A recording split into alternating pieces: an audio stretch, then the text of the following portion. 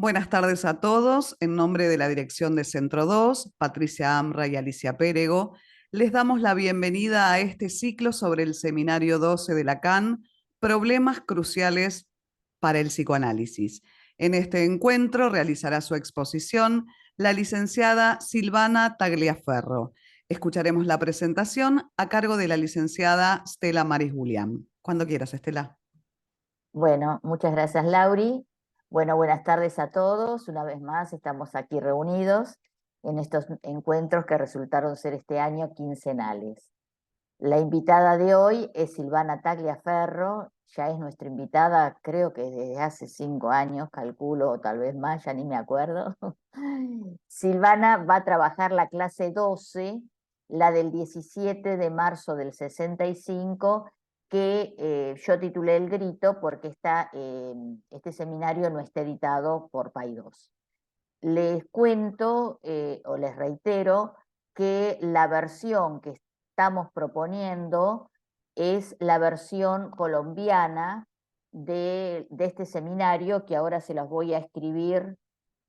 Las 4 primeras clases son las de Rodríguez Ponte, y a partir de las 5, lo voy a poner acá, es la versión, ahí está, colombiana. Bueno, Silvana, un segundito. Silvana Tagliaferro es psicoanalista. En el 2004 fundó, junto con otros, la Escuela Freud-Lacan de La Plata. Ha sido integrante de la Cátedra de Psicopatología y de la Cátedra de Clínica de Adultos y Gerontes en la Universidad Nacional de La Plata.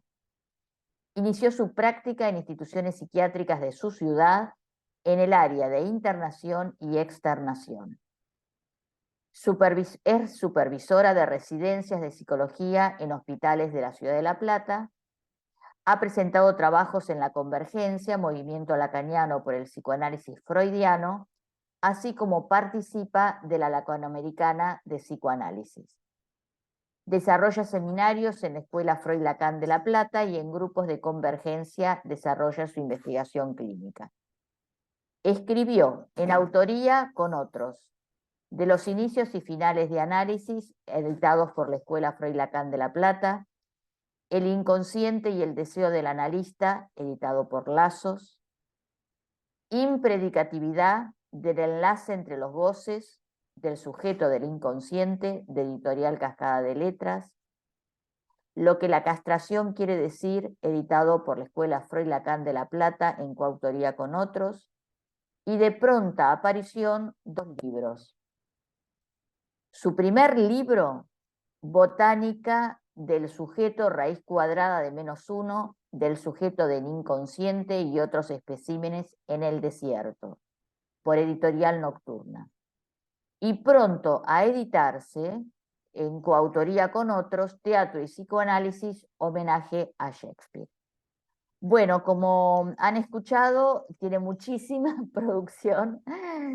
Bueno, me parece genial. Silvana, me alegro muchísimo que estés acá. Voy a dejar tu mail, Silvana Tagliaferro, tal cual, o decime si me equivoco.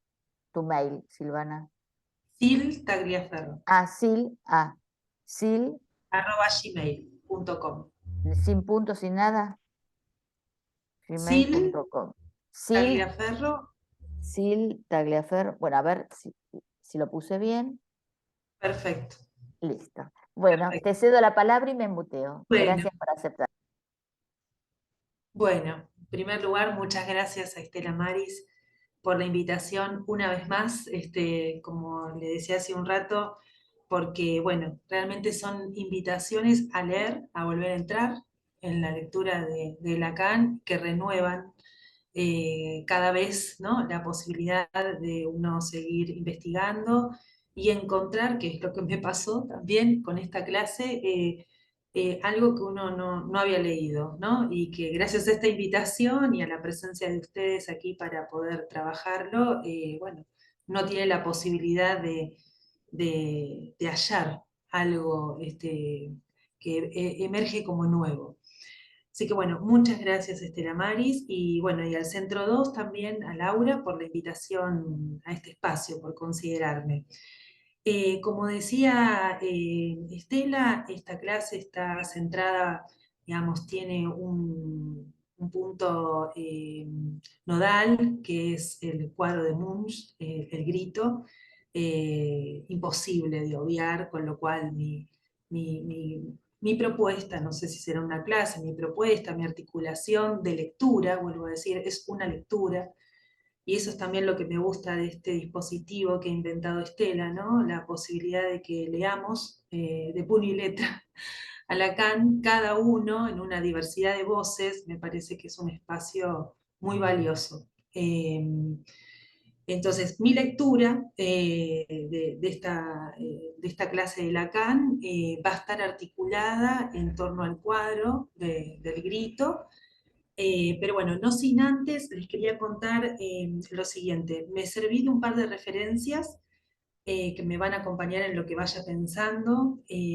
Una es el libro de Erotomanía, Paranoia y Celos de Daniel Paola.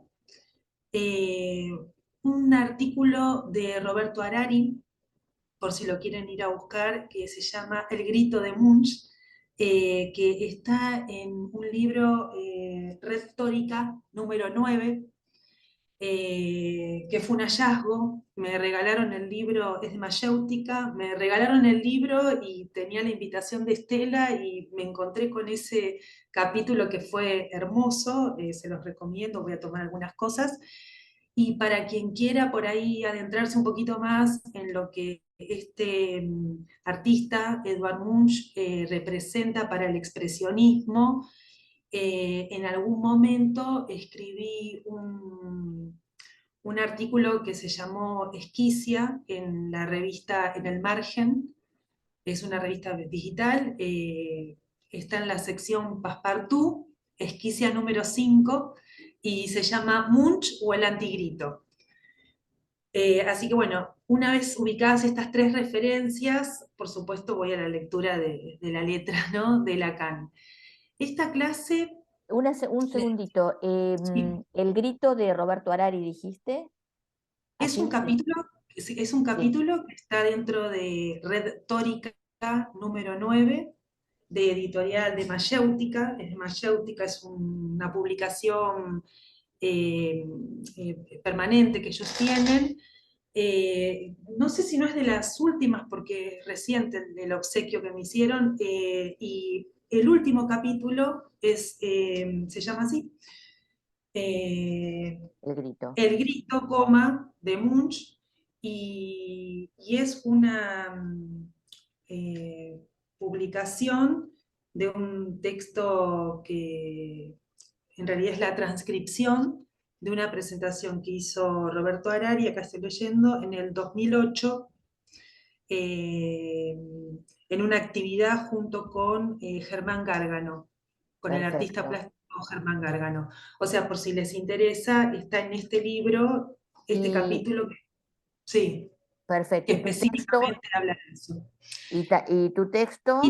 y también para quien tenga ganas de saber un poquito más de Munch y su función o su lugar en el expresionismo, en el movimiento del expresionismo, en su momento escribí una serie, trabajé en un espacio que se llamó Sección Passepartout, en la revista En el Margen, que es una revista digital, y ahí vamos presentando una serie de esquicias, ¿no? Perfecto. Una de las esquicias, la número 5, la llamamos Munch o el antigrito, y ahí, bueno, como para poder pensar la función de este artista, ¿no? En relación a una época, ¿no? Y lo que apertura el expresionismo, algo de eso voy a tomar también para poder pensar el impacto que tiene este cuadro, ¿no? Y del que se sirve Lacan.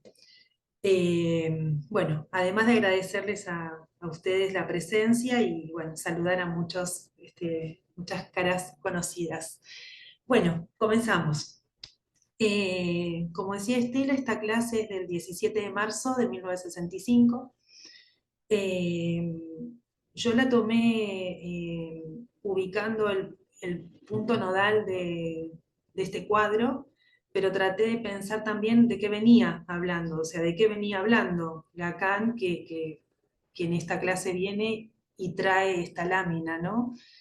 Eh, y lo que encontré como propuesta es, él viene hablando de la función de la frustración en la experiencia del análisis, ¿sí? O sea, él va a decir que hay una frustración por la que hay que pasar una y otra vez, en tanto la frustración es algo inacabado. Y si bien la frustración, recuerden que es parte de una tríada para Lacan, ¿no? Privación, frustración, castración. Si bien la frustración él ya la había considerado y trabajado en el seminario 4 de las relaciones de objeto, como una de las operaciones, ¿no? En relación a la falta de objeto, ¿no? O sea, una de las operaciones de inscripción de la pérdida, algo lo lleva a volver a considerar este término. O sea que de entrada, cuando uno toma la clase, se encuentra con el término de frustración, que me pareció que no es sin dejar de considerar que entre tanto inventó el objeto A, ¿sí? O sea, que del seminario 4, ¿no? Y esa tríada de la frustración, a poder contar con el invento del objeto A, ¿no? O sea, ¿qué otra arista viene a proponernos en relación a la frustración? Quiero decir, un término que no abandona, sino que le está dando eh, otra consistencia, ¿no? La frustración va a decir en esta clase que no por ser de dominio imaginario, acá se está leyendo, digamos, ¿no? O sea, lo que ya dijo, que no por ser de dominio imaginario no quiere decir que porque esté en el ámbito de lo imaginario, sin embargo, no quiere decir que el objeto que esté en juego no sea real. ¿Sí? Entonces, si bien es del dominio donde se ponen en juego las exigencias más desenfrenadas, dice, el núcleo de la frustración está en relación a una pérdida que la va a nombrar daño, ¿sí? El daño imaginario. Recordarán, ¿no? Y cuyo agente, va a decir, es la madre simbólica, ¿no? Ahí tenemos otra tríada, real, simbólico, imaginario, ¿no? Que lo ubica como de dominio imaginario, la pérdida del objeto es real y el agente de esa función de la frustración es simbólico.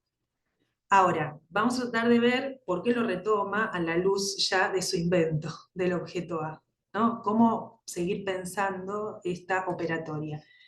Entonces, introduce algo que me pareció interesante, que es en el inicio de la clase, que es lo siguiente. Dice que la frustración, más allá de acentuar esa dimensión imaginaria y por lo tanto de la reivindicación y de los celos, va a poner a jugar en el centro eso, esa cosa que huye, que falta, ese frustramiento, va a decir, ¿no? Es una traducción interesante, frustramiento, que también puede escucharse, dice el frustrage, como desgaste, ¿sí? O sea, la frustración va a estar en relación a un frustramiento, digo, me parece que ahí hay algo de lo inacabado, es decir, no es que es algo acontecido y ya está, sino que la frustración es del orden de lo inacabado, ¿no? O sea, que pone a jugar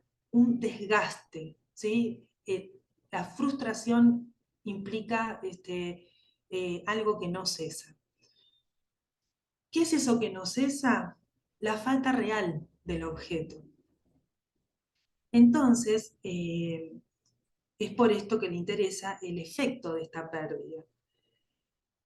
Nos va a decir que si bien el objeto A, acá ya empieza a articular con el objeto A, en tanto parcial, minúsculo, es eso que sostiene la iancia entre el sujeto y el otro. O sea, fíjense, el objeto A sostiene la iancia, es esa iancia entre el sujeto y el otro.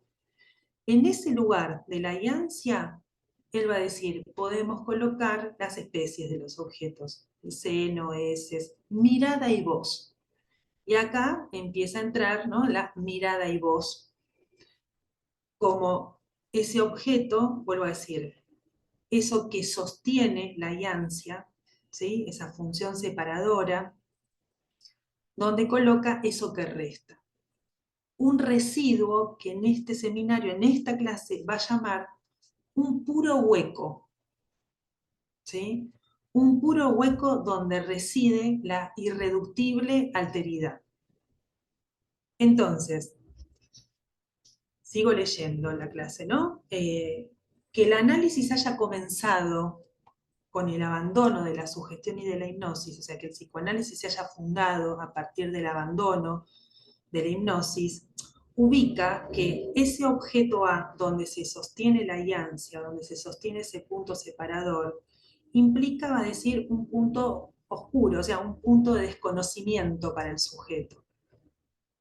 En tanto opaco, ¿sí? En tanto necesita una articulación. El objeto A, para poder predicar algo en relación, ¿sí?, a ese operador, necesita una articulación. Y ya si hablamos de una articulación, estamos en el sujeto losange A, con lo cual ya estamos en la formulación del fantasma. Es decir, vuelvo a lo que está planteando. Dice, no es trivial que el psicoanálisis haya comenzado con una frustración, ¿sí?, con una renuncia. Freud renuncia a la hipnosis, ¿sí?, renuncia a una posición de dominio sobre el analizante, renuncia a esa atribución, ¿no? Y acá dice algo así como, renuncia a ser el que tiene la bola de cristal, ¿sí? Dice, ese elemento primitivo, el más primitivo, una bola de cristal, ¿sí?, que podría hacer creer, ¿sí?, que el otro tiene ese saber sobre mi deseo, ¿sí?, que hace que esa bola de cristal, dice, represente el punto brillante del objeto A, ¿no? Entonces, es la renuncia a esa posición de dominio, ¿sí?, lo que hace que comience el psicoanálisis, ahí donde Freud se frustra y frustra al analizante, cuando le dice, no sé qué le pasa, ¿sí? Hable para que nos enteremos, ¿no? O sea, le pide, le demanda, ¿sí?, que asocie, quiere decir que articule, ¿sí?, que ese punto opaco, hasta que uno no lo articula, no produce ningún destello, ¿no? O sea, que es muy distinto a la creencia de que alguien podría tener, ¿no?, la bola de cristal. Entonces, para poder ubicar la frustración y el efecto que esta operación produce, estamos diciendo como raíz de una falta, ¿sí?, es que se va a servir del grito, ¿sí? Entonces, está hablando de esto y entre tanto hace circular una lámina en el auditorio con la pintura del grito de Edvard Munch. Está hablando de esto, ¿sí?, de la frustración, del abandono de la sugestión, de la articulación que el objeto A requiere para que pueda producirse algún efecto, ¿sí?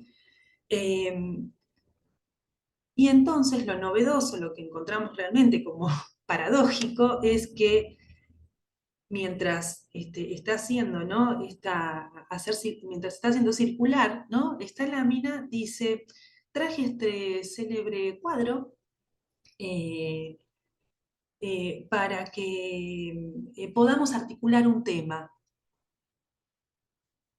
Y el tema que hoy quiero articular es el silencio, ¿no? Entonces, parece, ¿no?, un oxímoron, ¿no? O sea, como quiero hablar del silencio, traje el cuadro del grito. Entonces, no solo eso, sino que esta es la propuesta que les traigo de mi lectura, es que va a presentarnos el cuadro, que ahora le vamos a pedir a Laura de colocarlo para que lo podamos recorrer ¿Cómo no? desde la óptica de Lacan, porque lo que les voy a leer es cómo lo describe, cómo lo recorre. Y tengan en cuenta esto, que lo vamos a ir recorriendo, pero además Lacan lo articula con lo que dijo en la sesión, en la clase anterior, porque además va a ofrecer una lectura donde es posible leer en esa composición del cuadro la botella de Klein. ¿Sí? ¿Hasta acá estamos? Bueno, entro entonces al cuadro.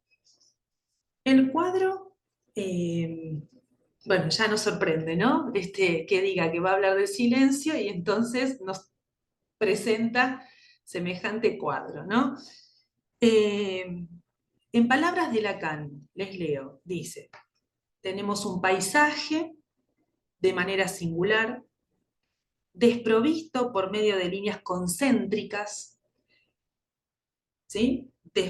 Esboza una bipartición, o sea, el cuadro podría partirse en dos. En el fondo, una forma de paisaje, su reflejo. También hay como un lago, no sé si lo alcanzan a ver a la derecha, como ¿no? Asomando, subiendo hacia arriba, dice, una especie de lago que forma un hueco. En medio, en el borde derecho, una diagonal a través, obstaculizando en cierta forma el campo de la pintura, un camino que se fuga. ¿Sí? Del otro lado izquierdo, dos transeúntes, dos sombras delgadas que se alejan en una especie de imagen de indiferencia. ¿Sí? Y lo pueden ver. Y en el primer plano, este ser. Y ahí es donde utiliza un término en francés, être étrange, ser extraño, que no solamente alude al extraño, sino también ser extraño, ¿no? Como para que podamos empezar a pensar si no hay ahí una referencia a lo extraño en tanto a ese sí mismo, ¿sí?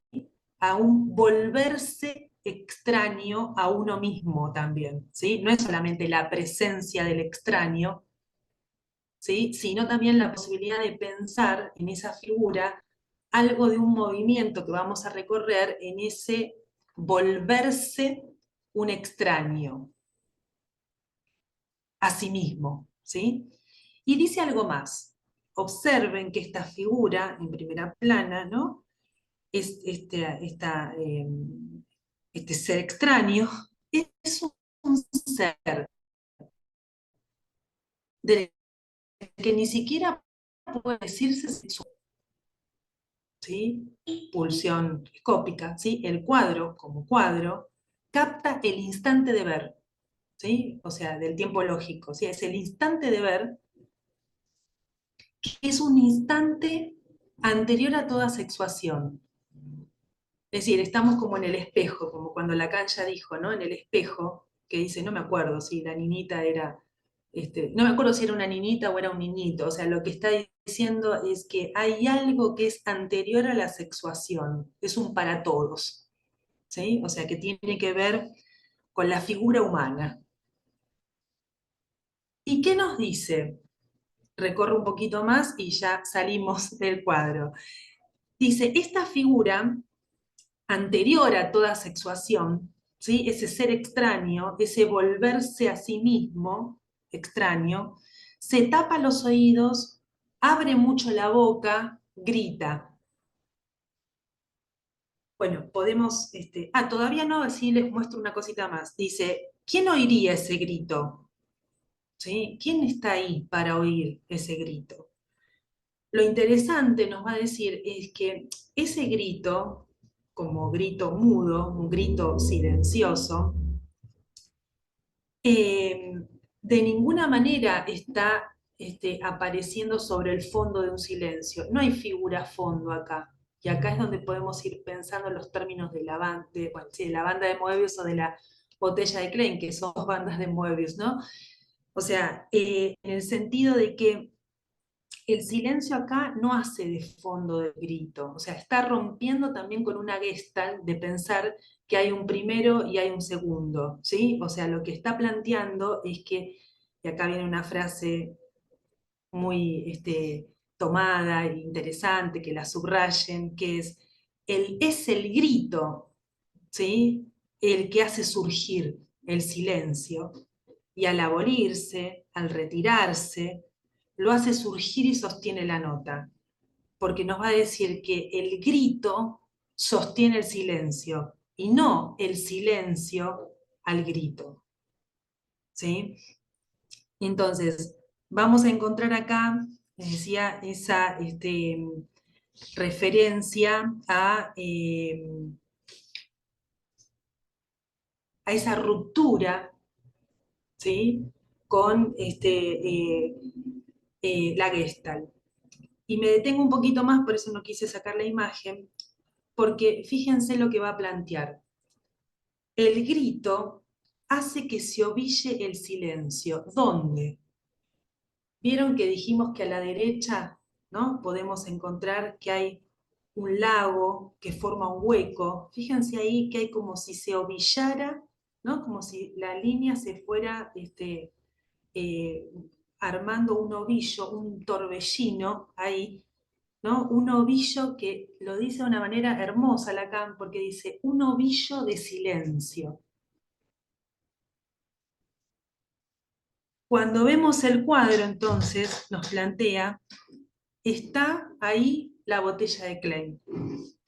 Porque resulta que cuando lo recorremos, ¿sí? Y franqueamos el lado, pasamos al otro lado y lo que estaba a la derecha pasa a estar a la izquierda, ¿sí? Entonces, el grito está atravesado por el espacio del silencio, ¿sí? Sin que lo habite, porque no está de antemano, ¿sí? Dijimos que el silencio no es fondo, ¿sí? Está atravesado pero sin habitarlo, porque no estaba antes. Y que al mismo tiempo va a decir, no están juntos el grito y el silencio, ni tampoco uno sucede al otro, ¿sí? Más allá de que acaba la frase que me interesa que subrayen de esta clase, que es, más allá de que tenemos que considerar de que es el grito el que crea el abismo por donde se precipita el silencio. Esta es una frase preciosa. Bueno, podemos sacar la imagen ya. Perfecto. Gracias, Laura. No, por favor. Entonces, les decía, no sé si pude ubicar o transmitir, ¿no? Esta ruptura que introduce la topología, ¿no? O sea, en relación a que no hay un antes y un después, ¿sí? Sino que hay algo que se crea, ¿sí? En el mismo momento en el que se está produciendo, ¿no? Está diciendo que el grito crea el abismo donde se precipita el silencio, ¿sí? Entonces, vuelvo un poquito a servirme de Munch, ¿no? Ya no de esta presentación, sino de un detalle, ¿sí? Que también pueden encontrar una referencia en el capítulo que les mencioné de Roberto Harari, y es que él también lo toma, ¿no? Y es que Munch es noruego, y en noruego el término con el que él escribe, con que él titula este cuadro, es skrik. A ver si lo voy a escribir para que lo escribo en el chat. S-K-R-I-C-K.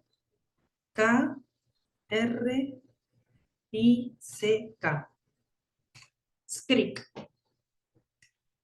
Skrik. ¿Sí? Además de que ustedes saben de que hay varias versiones del grito, ¿sí? En el Museo de Oslo, bueno, no tuve posibilidad de ir, pero quienes han ido y me han contado que hay una secuencia que va mostrando las diferentes versiones, por eso Lacan dice, bueno, sea una niñita, sea un joven, dice, lo que me interesa es que ese ser, ¿no? Ese ser extraño que aparece ahí, que va variando ¿no? También van variando las líneas, los puntos de fuga, ¿sí? Pero lo que se sostiene es la composición del cuadro, ¿no? En estas variaciones que hace Munch. Bueno, cuando él lo titula en su lengua, en noruego, escribe Scritch, ¿sí? Eh, que remite a una expresión vocal más primitiva y más siniestra aún que grito, porque está excluida de toda significación, y que es la palabra en noruego alarido. ¿Sí? Esto nos recuerda, ¿no?, al alarido de Schereber, del que voy a hablar un poquito. El aullido, ¿sí?, el milagro ululatorio, ¿sí?, que lo veremos luego, ¿sí?, lo que Schereber mismo nombra el milagro ululatorio. Entonces, lo cierto es que acá Lacan se está sirviendo, ¿sí? Recuerden, se está sirviendo de este cuadro como un instante lógico, dije un instante de ver, escópico, ¿sí? Donde presenta lo invocante, ¿sí? Vamos a ver que este grito que crea el abismo donde se precipita el silencio, lo que crea es un abismo como agujero infranqueable.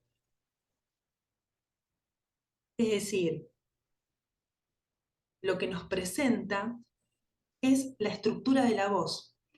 Es decir, que en la raíz de la voz, como objeto A, está lo áfono,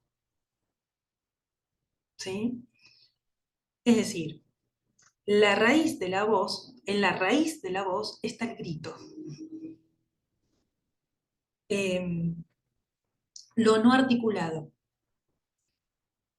lo no modulado, ¿sí? Va a decir, el grito es la voz no modulada, que posibilita la modulación, ¿sí?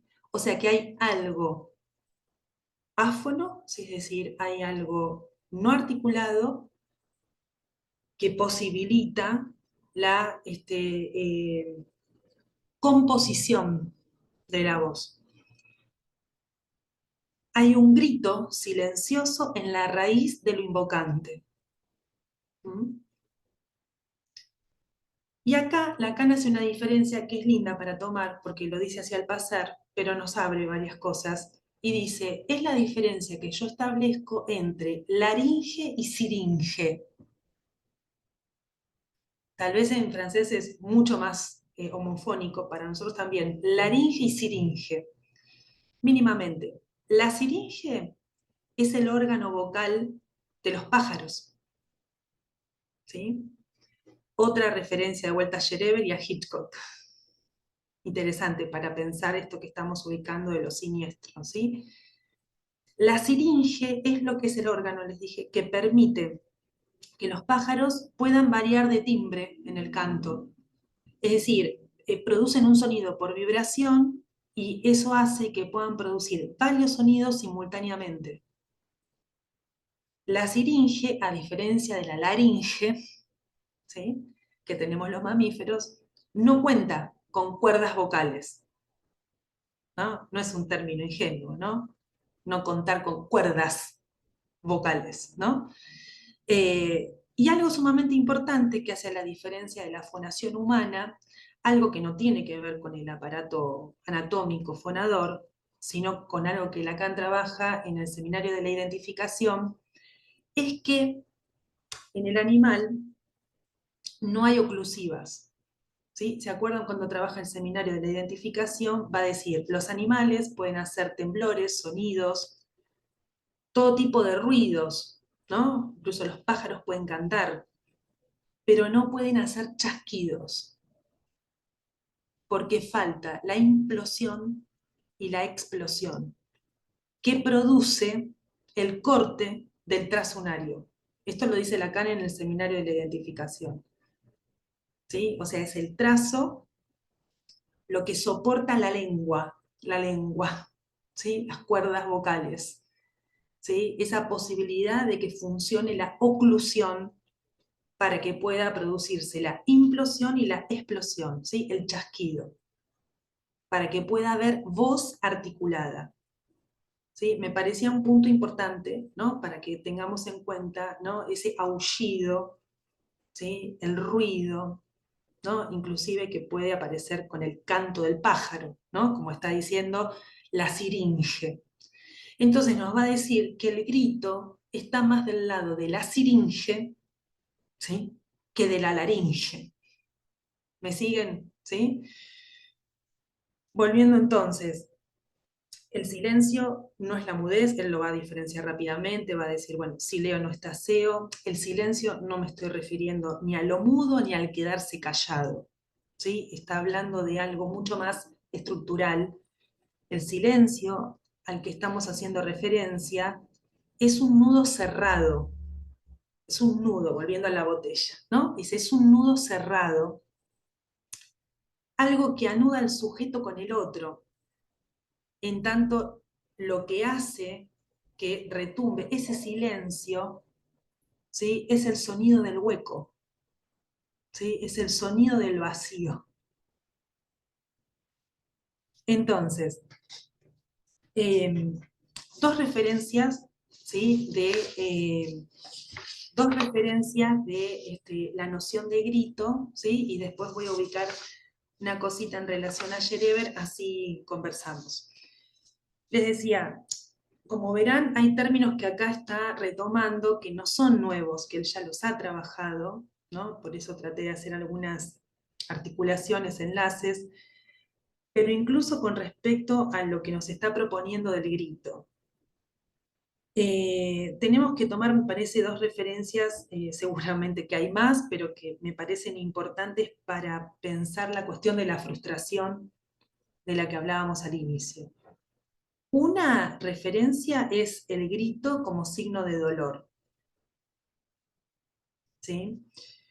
El grito como signo de dolor ya está en Freud, es lo que Lacan lee como frustración, el dolor que genera la pérdida y que Lacan llama daño imaginario, un daño necesario para que exista el sujeto como deseante, ¿sí? Es un daño necesario, ¿sí?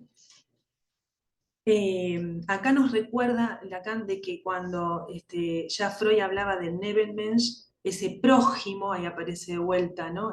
El prójimo, el próximo, el auxiliar porque auxilia ante el dolor, ¿sí?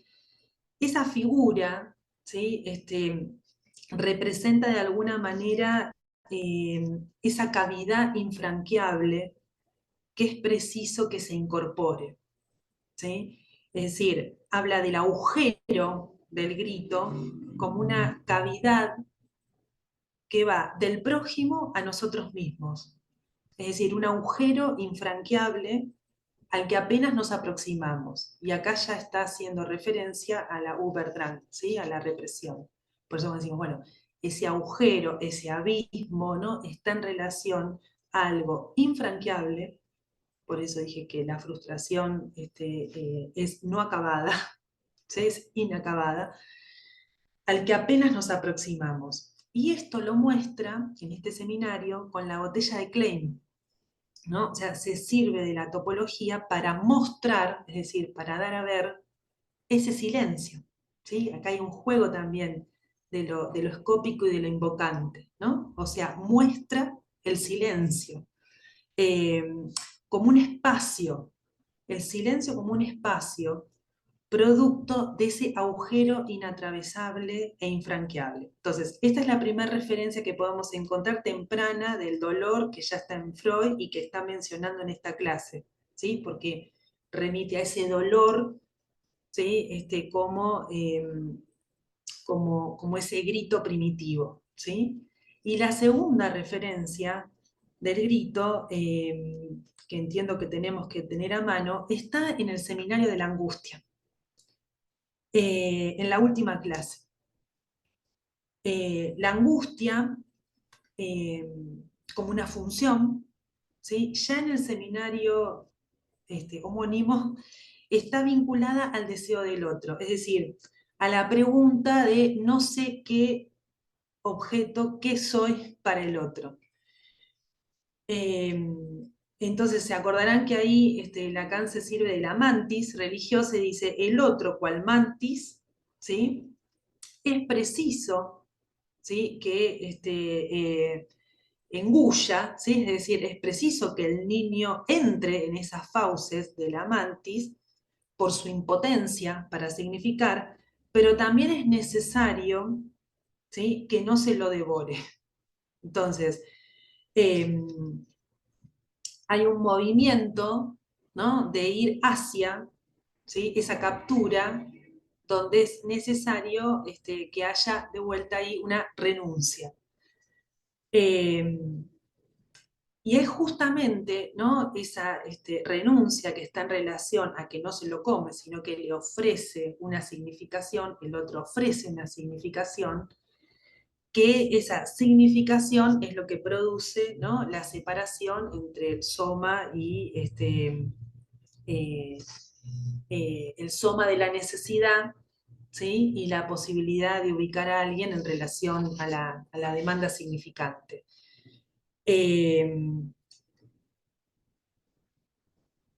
Lo que quiero ubicar de esta referencia, para irnos bien al punto del grito, es que cuando Lacan en el Seminario de la Angustia está retomando este movimiento paradójico, ¿no? Donde es necesario arrojarse a esas fauces, ¿sí? Pero que es preciso que no quede devorado, va a decir que hay un instante paradójico anterior a esta articulación, que implica esa donación de la significación, ¿sí? Y es, dice, un momento que llamamos el grito. Esto es Seminario de la Angustia, ¿sí? Y nos dice, el grito como un punto que no es de origen, es decir, el grito no está de inicio. Va a decir, el grito es un punto terminal en la relación a la demanda del otro. ¿Sí? Es decir, es un punto de arribo. El grito, Seminario de la Angustia, va a decir, es el efecto de una sesión. Algo cede, algo se pierde, y esa sesión, va a decir, coincide con la emergencia al mundo de aquel que será sujeto. Entonces, el grito, a la altura del Seminario de la Angustia, está anunciando, dice Lacan, acá ya tiene esta topología del objeto A, dice, el grito, ¿sí? Que es efecto de una sesión, ¿sí? Del objeto A como cesible, ¿sí? Fíjense lo que va a decir. El grito está anunciando que hay algo exterior que pugna por hacerse interior. ¿Sí? El grito es una primitiva angustia. Entonces tenemos la experiencia del dolor, ¿no? Esa experiencia donde ese auxiliar, ese que viene al auxilio, ¿sí? Ofrece una cavidad que es preciso que se incorpore. El grito como un efecto, dice, de lo que implica la instalación de la demanda, ¿sí? O sea, no es que arranca con el grito, no, o sea, el grito es un efecto de esa sustracción, ¿sí? De eso que se desprende de la relación entre el sujeto y el otro. Hoy dijimos iancia, ¿sí? El objeto A en el lugar de la iancia. Bueno, acá está volviendo, ¿no? Lacan en esta lectura a lo que ha venido trabajando y nos plantea que podemos ubicar la noción, el término de grito, como efecto de esa sustracción. ¿Sí? Dije cesión, dije pérdida. Bueno, el efecto de esa sustracción que tiene que ver con la represión, ¿sí? Es lo que hace emitir el grito. Es un punto de torsión, va a decir. Y ahí habla del objeto accesible, el objeto A, donde lo interior, ¿sí? Se continúa con lo exterior sin que nunca pueda atravesarse, ¿sí? Esa torsión, sin que nunca, nosotros, o sea, la represión hace que no tenemos idea, ¿sí? De esa torsión, de esa sustracción. Como dije entonces al inicio, para hablar de la frustración y de ese efecto en la experiencia del análisis, ¿sí? Porque es a eso a donde nos quiere llevar, tiene que volver a ubicar, ¿no?, este punto, diría estructural, me gustó como lo dijo, ovillo del silencio, ¿sí? Ese ovillo del silencio que permite ubicar una cavidad infranqueable, que lo lleva a la siguiente pregunta, que es, ¿cómo vivir, dice, en esta clase que estamos trabajando hoy, el efecto de este corte? ¿Cómo si no es siendo el sujeto mismo ese resto? Entonces nos va a proponer qué es la transferencia, ¿sí? En transferencia, en tanto amor real, donde la función de ese amor como amor real posibilita, ¿sí?, pasar por esa frustración, volver a pasar por esa frustración, ¿sí? Bueno, hace una referencia a Sócrates,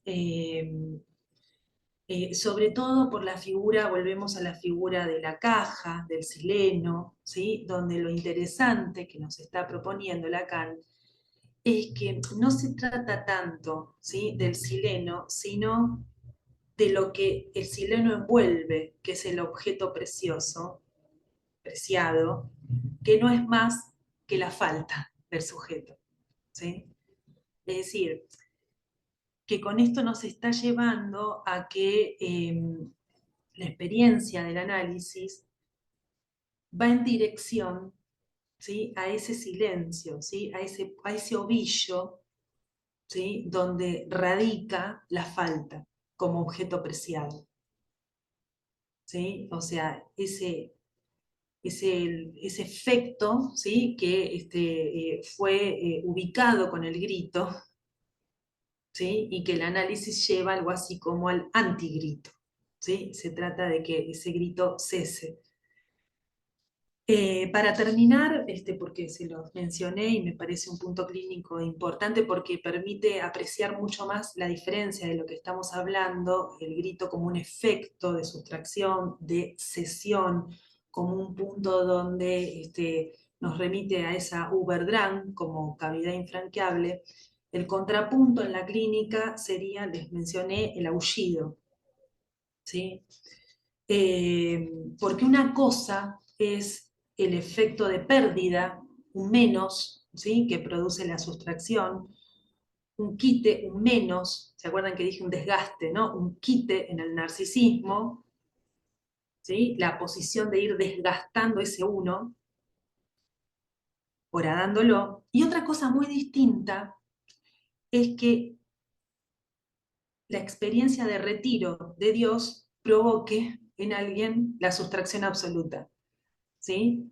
Hasta, como lo dice, traje unos parrafitos, como lo dice Schereber, la sustracción absoluta al punto de sustraerle los huesos del cráneo, ¿sí? O sea, se dan cuenta que una cosa es esta sustracción parcial de la que estamos hablando, ¿sí?, el grito, ¿sí?, como efecto de ese menos que está entrando, ¿sí?, esa pérdida que tiene que entrar, ¿sí?, a partir de la cual se puede armar, ¿no?, esa mentalidad moebiana, ¿sí? Y otra cosa es que la sustracción o el retiro sea vivido, ¿sí?, como una sustracción absoluta, ¿sí?, que lleve a la disolución del imaginario.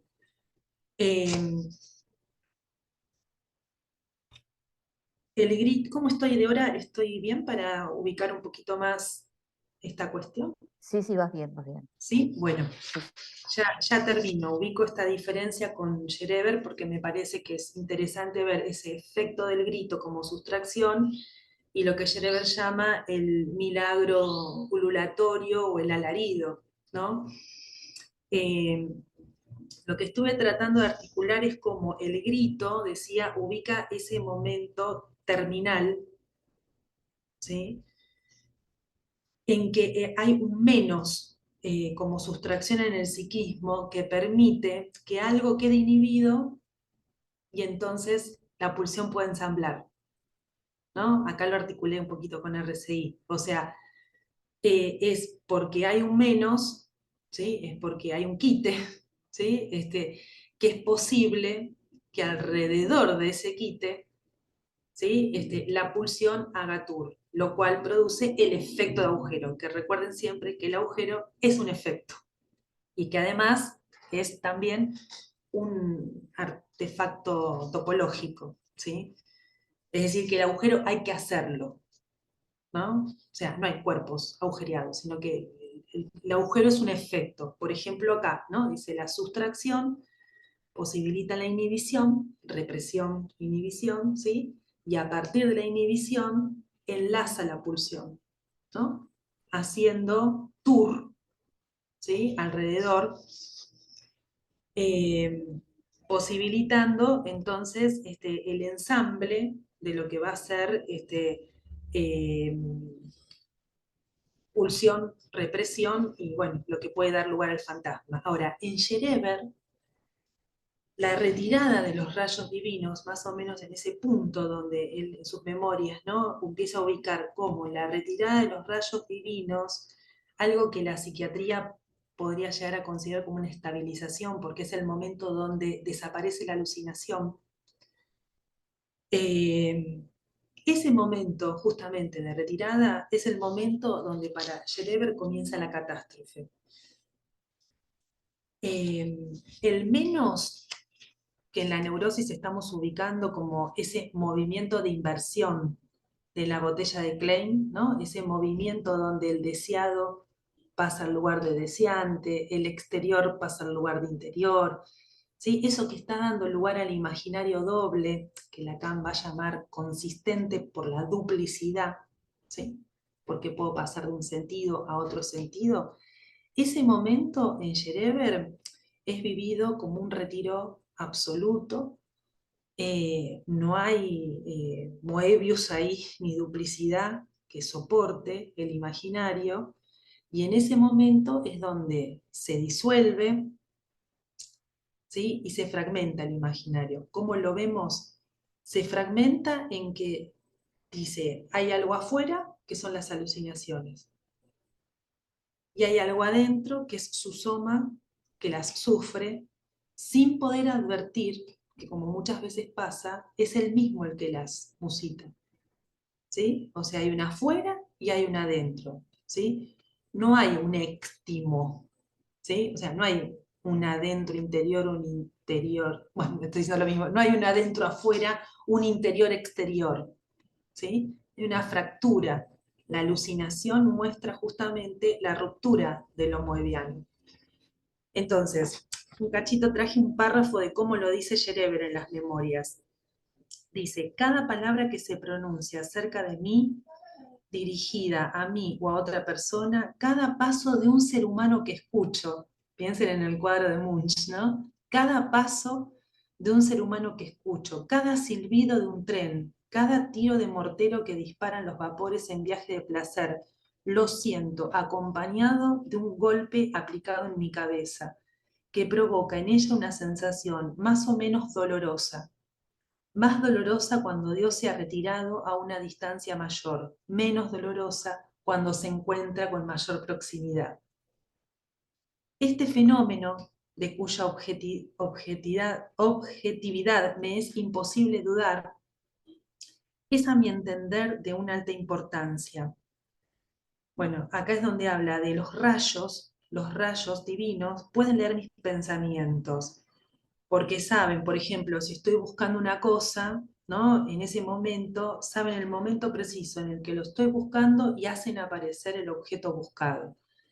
Y segundo, dice, esto es muy importante, acá está ubicando una conexión entre el efecto que va sintiendo de ese vaciamiento, ¿no? Ese punto donde Dios se va retirando, y la aparición de la alucinación. Que da cuenta de se disuelve como si se diluyera, ¿no? Ese borde, ese límite que estamos diciendo es la iancia, ¿sí? Que soporta la posibilidad de articular ahí el objeto A. Y más adelante, dice, un poquito más adelante, los gritos de socorro de la totalidad de la masa de nervios divinos se sigue desprendiendo, resuenan con tanta mayor claridad cuanto a mayor distancia se ha retirado Dios de mí. Y cuanto mayor es el camino que estos nervios, que manifiestamente se encuentran en algún estado de angustia, todos estos fenómenos se repiten cientos de veces cada día y han sido percibidos por mí en el transcurso de los años, cientos, si no miles de veces con perfecta regularidad. Y acá viene esta parte. Los gritos de socorro de los nervios divinos son la réplica especular del aullido. Esto lo puse yo, ¿no? El grito de socorro, ¿no? De auxilio, son la réplica, ¿no? Del aullido que él está también experimentando como efecto de sustracción de las voces.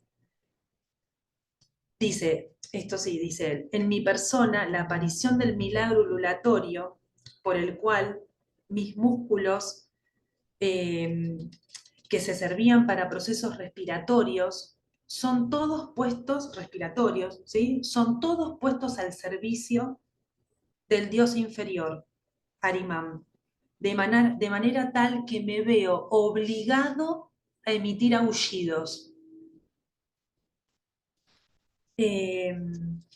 No bien Dios se retira a una distancia excesiva, bueno, suscita nuevamente estos efectos en mí.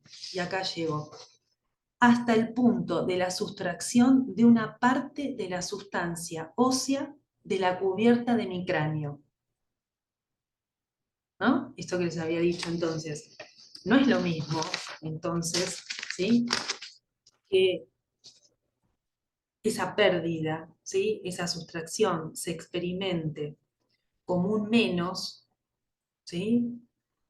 Que se experimente como una pérdida parcial, ¿sí? Es el efecto de la frustración, ¿sí? Donde la frustración es también, de alguna manera, la posibilidad de que, bueno, proyectemos otra cosa, ¿sí? A que el efecto de sustracción sea vivido como una pérdida. Fíjense que acá está planteando, hay algo irreversible, ¿no? Hay algo que no tiene reversión, ¿sí? Y que es experimentado por alguien como una pérdida absoluta, ¿no? Entonces, volviendo a la propuesta, parece que el eje de esta clase, ¿no? Está en relación a cómo la experiencia del análisis eh, posibilita, ¿no? Un tratamiento a la frustración, ¿no? Algo así como decía Beckett, ¿no? Fracasa cada vez mejor, ¿no? O sea, digamos, hay algo en el punto de esto de lo inacabado, ¿no? Que nos coloca una y otra vez en relación a algo que, como plantea, que se escurre, decía, ¿no? Hay algo que huye, ¿sí? Del sentido, ¿sí? Y que la posibilidad de encontrar algo que torsione, ¿sí? Y que permita pasar, ¿no? A la posibilidad de otro sentido cada vez, ¿sí? Bueno, me parece que es justamente la apuesta del análisis para no quedar, ¿sí? En el grito aullido, ¿no? Donde a veces ese aullido les mostré no solamente la experiencia, ¿no? Alucinatoria y el retiro de la alucinación, sino también el grito, ¿no? Que puede, bueno, dejar a alguien en la posición reivindicativa, decía, ¿no? Más ligada al narcisismo y a ese punto donde, bueno, por el daño hay que pasar, ¿no? Un daño que estamos diciendo que está en relación a, bueno, poder horadar, ¿sí? Hacer flexible, ¿no? Esa dimensión del uno. Bueno, me parece hasta acá y si conversamos. Bueno, muy, muy buena articulación, Silvana, muchas gracias. Bueno, a ver, Por ahora no hay preguntas, no sé si hay preguntas o comentarios. Vamos a esperar. Yo te escuchaba, iba escuchando y no podía dejar de pensar, tal vez tomada por un seminario que estoy dictando sobre tiempos instituyentes, en el primer tiempo de la constitución subjetiva, ¿no? Mm, Y vos hacías la diferencia entre laringe y siringe. sí. Me pareció sumamente interesante porque recuerdo haber leído que hasta antes de los 8 meses, creo que esos 6 meses, los chicos pueden fonar en todas las lenguas, pero hay un momento donde la laringe ocluye el sonido a todas las lenguas y solo puede fonar en la lengua materna. Por lo tanto, hay una pérdida irremediable, felizmente, ¿no? Irremediable, que hace que el chico se inscriba en el lenguaje humano, si quieres, ¿sí? Que Tal sea cual. tomado por la alienación fundante, ¿no? Esto pensé. Mm, Y también respecto del grito, el aullido y el alarido, y el volver sobre el cuadro de Munch, que la verdad te agradezco mucho cómo fuiste desarrollando y articulándolo. Acá me fui a Spitz, al primer año de vida. Me fui para el otro lado. Y entonces, en las investigaciones que él hace, dice, estoy hablando de los años 50, ¿no? Dice que son los chicos internados porque las madres o no se podían ocupar o estaban enfermas o fueron abandonados, qué sé yo, iban a un hospital, digamos, ¿no? Y él observa que los primeros 3 meses los chicos emiten grititos, gritos, dice. Pasados espero no equivocarme, pasados los 3 meses, los gritos se van transformando en chillidos, en alaridos.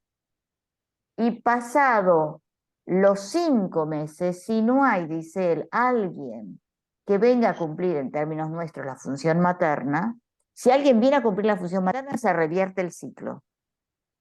Pero si nadie puede cumplir esa función, se produce la rigidez facial, ujú, la no mirada y tal ujú. vez el marasmo y la muerte. Entonces, esto lo iba relacionándolo con lo que vos ibas diciendo del grito, del silencio, de la ansia. Bueno, esto no sé si tenés ganas de decir algo de esto, pero Sí, esto es lo bueno, que fui. bueno, te agradezco el aporte porque, bueno, suma, ¿no? A lo que estamos trabajando, coincido, las dos articulaciones, ¿no? Sí, con respecto a ese pasaje, ¿no? O sea, lo que intentaba mostrar que la siringe, laringe, ¿no? Él ahí toma los dos términos, dice, el grito es siringe, ¿no? O sea, como para poder ubicar, ¿no? Esa voz no modulada, no articulada, esa voz en su máxima expresión, eh, eh, como decías, de, primitiva, ¿no? Esa voz primitiva habla, ¿no? Que va encontrando, por eso decía esto de las cuerdas vocales, ¿no? No es menor, la lengua, ¿no? Las cuerdas vocales, la lengua, ¿no? O sea, todo un aparato fonador que lo interesante es que, bueno, no es que solamente por tener un aparato fonador distinto a las aves o a los animales que hablamos, ¿no? Sino que esto que vos traes y acá se puede articular con lo de Spitz, ¿no? Es que hace falta, ¿sí? También la transmisión como función, ¿no? De esa pérdida de la que estamos hablando, ¿no? O sea, porque ahí es donde va a colocar la oclusiva en relación, en el seminario de identificación, al trazo unario, ¿sí? O sea, es un trazo como muesca de una pérdida, ¿no? O sea, eso ocluye, como decías, hay un momento, bueno, ese momento abierto, ¿no? A la fonación, ¿no? Políglota, ¿no? Donde algo de la glotis, ¿no? O sea, que curiosamente este es el punto, coincide, ¿no? O sea, hay un efecto psíquico sobre el soma, ¿no? Es como si dijéramos, hay un efecto de lo simbólico en lo real, ¿no? Es el efecto de lo simbólico en lo real que esa oclusión es una pérdida y un cierre, arma una cavidad, ¿sí? Que posibilita, ¿no? La aparición de la voz modulada, ¿no? Eh, es decir, que no alcanza con tener un aparato fonador mamífero para hablar, ¿no? Eso estamos planteando, ¿no? Y la, bueno, diversidad de accidentes y dificultades que encontramos en ese tiempo instituyente, ¿no? Ese tiempo constitutivo, donde, bueno, la palabra hace, ¿no? Por eso decía, la palabra hace del soma cuerpo, ¿no? O sea, vasija. Esto que, bueno, ubicaste muy bien, ¿no? Sí, como también se puede pensar en presentaciones graves, ¿no? Cuando algo queda en el chillido, ¿no? Como un lugar, ¿no? Donde está en el aullido, ¿no? O sea, faltante de significación, ¿no? Muchas veces encontramos, El yo autismo, autismo. claro, yo no tengo experiencia directa con esos tiempos primeros y de esas patologías graves, pero Pero sí de mucho interés, ¿no? Y sí de compartir trabajos con colegas donde, bueno, nos muestran, ¿no? Cómo de repente, me acuerdo siempre de un caso de mi escuela, ¿no? De una colega que, un chiquito que solamente hacía chillidos, ¿no? Y es la analista la que empieza a encontrar una distinción, ¿no? O sea, en el chillido, ¿no? O sea, algo que a los padres le hacía así, ¿no? Estaba como el del cuadro, ¿no? O sea, eso eh, que, digamos, es la analista, ¿no? La que empieza a encontrar una distinción y empieza a producir una, eh, bueno, sí, el distingo, ¿sí? Entre un sonido y otro, ¿no? Entonces, cuando dice de determinada manera, está contento, cuando dice de otra manera, o sea, le empieza a donar una significación, o sea, ofrece una significación.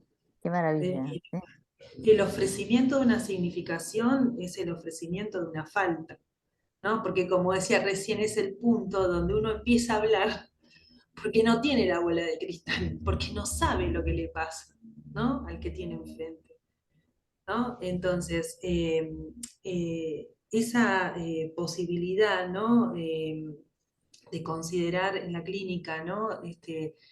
Esa función de la palabra como creadora, ¿no? Digo, estamos en el punto de la palabra como creadora y creadora de una subjetividad.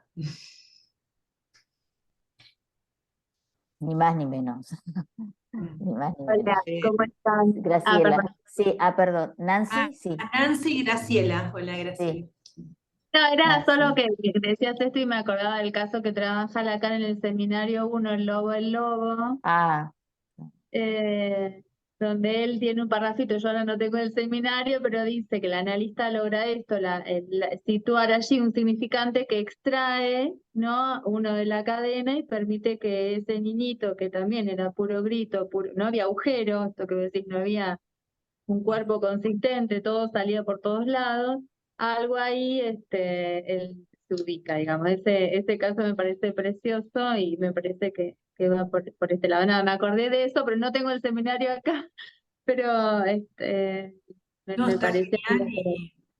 está genial y muchas gracias nuevamente, es otro aporte porque sí, va por ahí lo que me parece, podemos leer en esta clase, ¿no? Gracias Nancy, porque nos das el pie clínico, ¿no? O sea, sí, justamente es ese movimiento de extracción, o sea, por eso hay una sustracción, ¿no? Que posibilita que algo se organice alrededor de esa pérdida. Como decía, bueno, es el punto de distingo que introduce una diferencia donde alguien sale, ¿no? De ese marasmo o de ese rolling, ¿no? O sea, ese punto donde lo que está muchas veces ofrecido ahí es ese intento de hacer torbellino, ¿no? O sea, digamos, para que algo haga tour tiene que haber ese vaciado, ¿no? O sea, tiene que producirse ese efecto que vos nos recordabas con el low de sustracción, ¿no? Recorta algo, ¿no? Es algo, ¿no? Sí, Perdón. muchas gracias. Hola, ¿cómo estás? Graciela está antes Ah, y perdón. Bueno, Graciela y Fernanda, sí. Graciela. Bueno, bueno, muchas gracias por la presentación. Realmente me dio mucha satisfacción poder escuchar cómo una psicoanalista hace uso de la topología y habla desde ahí. Eso a mí, la topología me concierne y el psicoanálisis también, entonces me dio una satisfacción. Una de las cosas que me pasó en tu presentación, que es muy extensa, por eso voy a tomar alguna que otra cosa, porque para hablar de la presentación habría que trabajarla, es que desde el comienzo que vos comenzaste a hablar, a mí se me venía lo áfono de la voz, ¿no? Todo el tiempo, vos empezaste a hablar y yo empecé, se me presentaba lo áfono de la voz a partir de todas estas cosas que estabas comentando también y de la botella de Klein. Es algo, una experiencia diferente que mucho antes de que vos hablaras de lo áfono de la voz, se me presentó en lo que vos decías sin nombrarlo. Eso, bueno, muy bien. Bueno, gracias. Muchas gracias. No, no es tan fácil de conseguir que resuene algo que uno ya sabe antes de que el conferenciante lo diga, porque está en lo que dice sin nombrarlo. Eso es es una habilidad. Bueno, hay algunas cosas que me parecieron muy buenas y otras que quisiera a ver si podemos conversar. Con el tema del agujero, porque vos decís que el agujero hay que producirlo y ahí Lacan, y yo pienso más en lo que hace agujero. Entonces es cierto que Lacan ahí está trabajando la frustración, yo trabajo con RCI, es por eso ando por ahí, pero acá Lacan está con la frustración está en relación con el otro, la demanda y todo. De alguna forma está la supremacía del significante todavía, no es que los registros equivalen. Entonces el agujero me parece que queda muy pegado a la falta entre lo imaginario y lo simbólico. Por eso, ahí vos decís, por ejemplo, te doy un ejemplo de lo que me fue pasando. Vos dijiste, el grito crea el abismo donde se precipita el silencio. Y más adelante dijiste, Lacan, sí, sí, sí, bueno, pero digo lo que, sí, totalmente.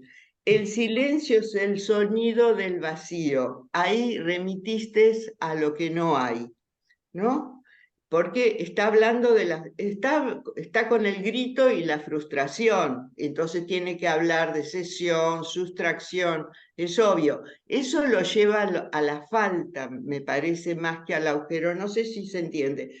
Ahí donde vos decís lo que no hay y hablás después de la Überdrangung, vos hablaste de un agujero infranqueable.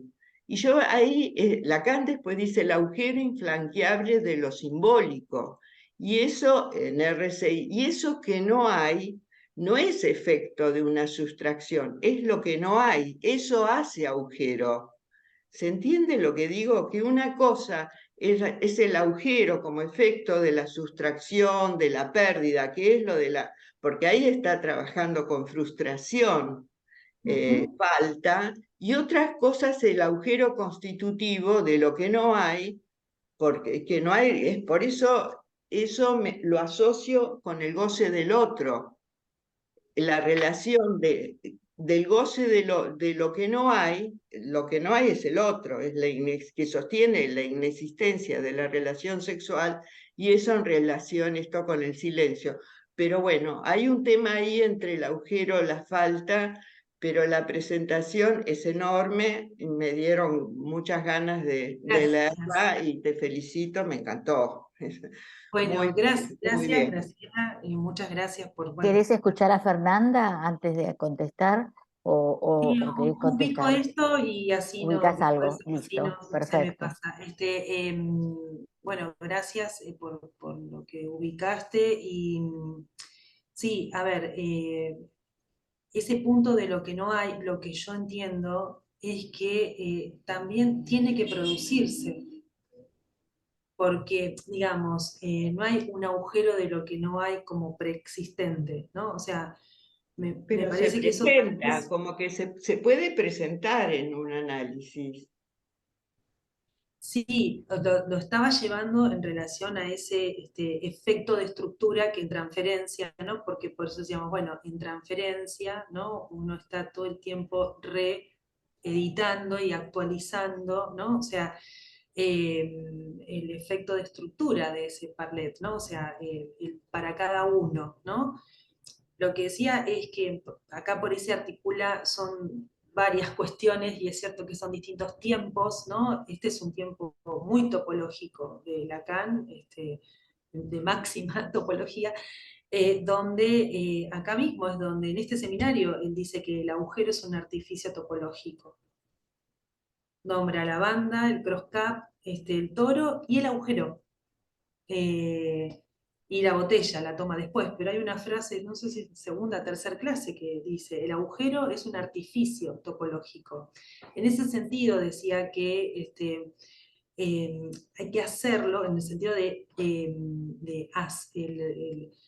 como juega después, ¿no? En vez del fiat lux, el fiat true, ¿no? O sea, el hacer el agujero, ¿no? Es decir, el producir el efecto, porque hay presentaciones donde no lo hay, ¿no? O sea, ahora, lo que traía en relación al contrapunto, ¿no? Con Schreber, por ejemplo, volviendo a esto del oáfono, es que para que se produzca el oáfono, ¿sí? O sea, tiene que haber algo inaudito, o sea, tiene que haber una escotoma en el oído, o sea, cuando estos padres hacen así, es, digamos, lo que no está inaudito, o sea, eso inaudito para mí sí tiene que ver con la represión primordial, ¿no? O sea, hay algo que no, que se escurre todo el tiempo, ¿sí? Hay algo que no escucho, ¿sí? Entonces,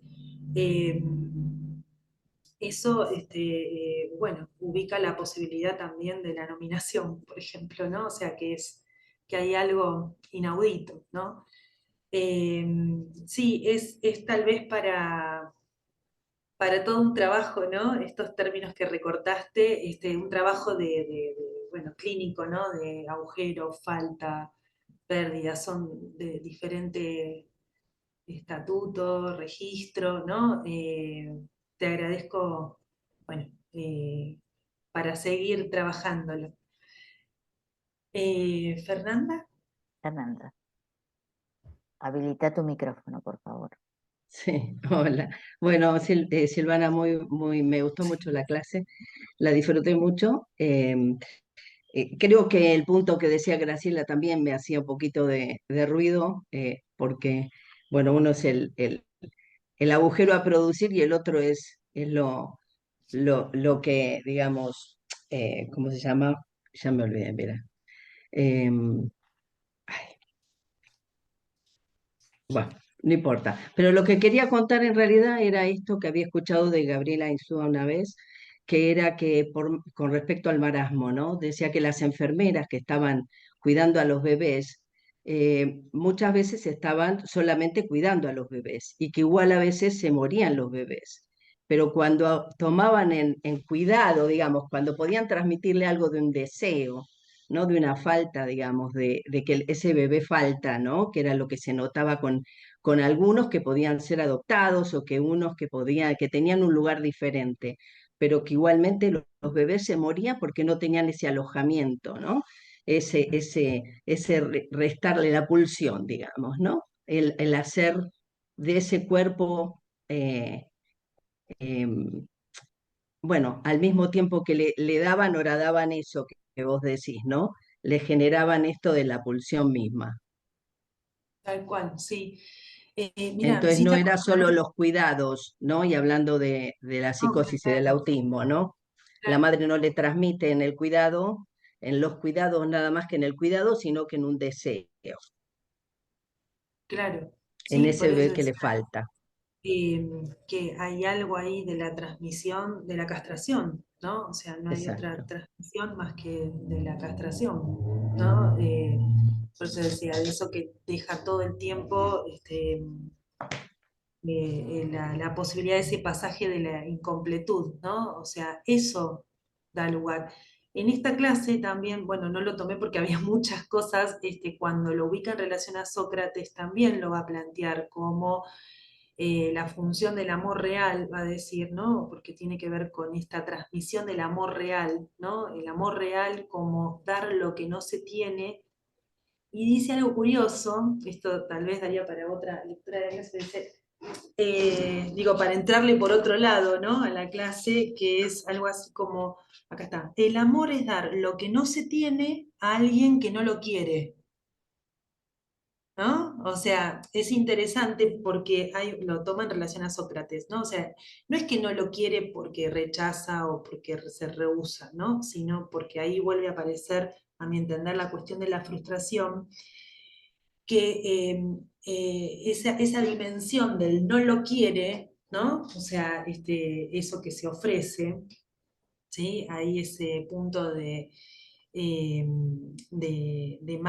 el punto máximo del amor, dice, ¿no? En la transferencia, es porque está en relación a que el deseo es la falta, ¿no? O sea, es un punto ahí, pensaba también, ¿no? En esto constitutivo que traes en relación al marasmo, ¿no? Ese amor real que de algún modo presentifica la transferencia, ¿no? El amor real, ¿no? O sea, no solamente la neurosis de transferencia ¿no? Y el enlace falso, sino el amor real, ¿no? Es ese punto donde esto que vos planteás, ¿no? Em, hay algo, ¿sí? Que hace a la preservación de la falta, ¿sí? Que, que implica que no falte la falta, ¿no? Lo que la función del analista en transferencia preserva, ¿no? Entonces, es una falta y otra falta, ¿no? Que preservan, dice, el deseo, que no es otra cosa más preservar la falta, ¿no? O sea, me parece que ahí, bueno, eso da lugar, ¿no? Por eso el objeto A es impar, ¿no? Diría, este es singular, ¿no? Eh, en la transferencia, digamos, por más, ¿no? Paridad, disparidad subjetiva, como plantea Lacan, ¿no? O sea, lo impar es el objeto, ¿no? Es decir, para que justamente, bueno, cada uno, ¿no? Encuentre esa articulación, como planteábamos, ¿no? En relación a su deseo, ¿no? A su objeto. Entonces, esto que traes, ¿no? De ese amor real, cuando no entra el amor real, Falta. ¿sí? Ujú. Que no solamente es dar lo que no se tiene, sino también un cierto rehusamiento, ¿no? A completar eso, ¿no? Es decir, que falte, ¿no? O sea, en ese sentido decía, no hay otra transmisión más que falte. Y cuando hablabas de esto, ¿no?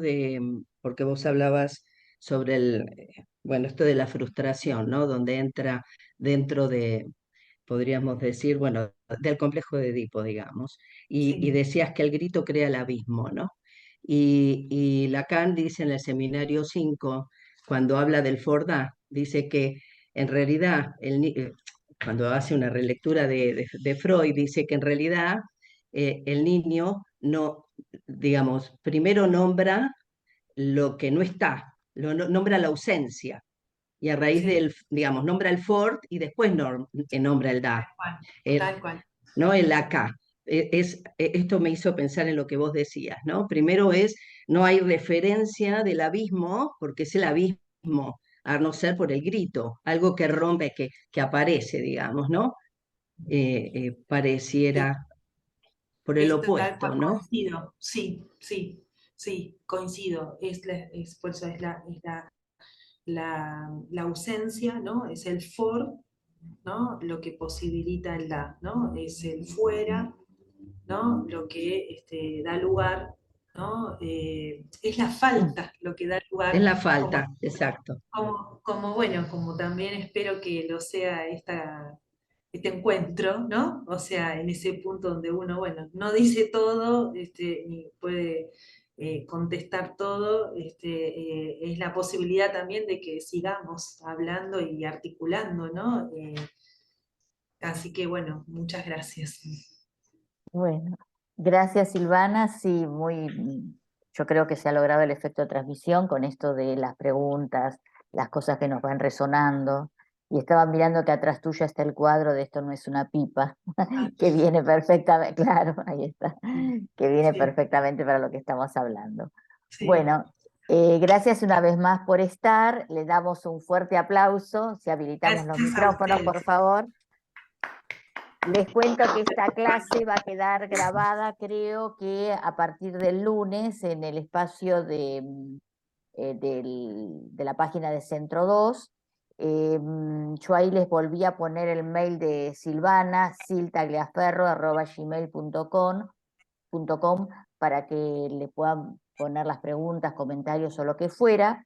Y les cuento que el próximo encuentro es el 1 de septiembre, el 1 de septiembre, y es Enrique Ratín, que es de la Escuela Freudiana de Montevideo. Por primera vez lo vamos a invitar a Enrique, que nos va a puntuar la clase 15, porque la 13 y la 14 es seminarios cerrados que dio Lacan, y por eso no lo vamos a tomar.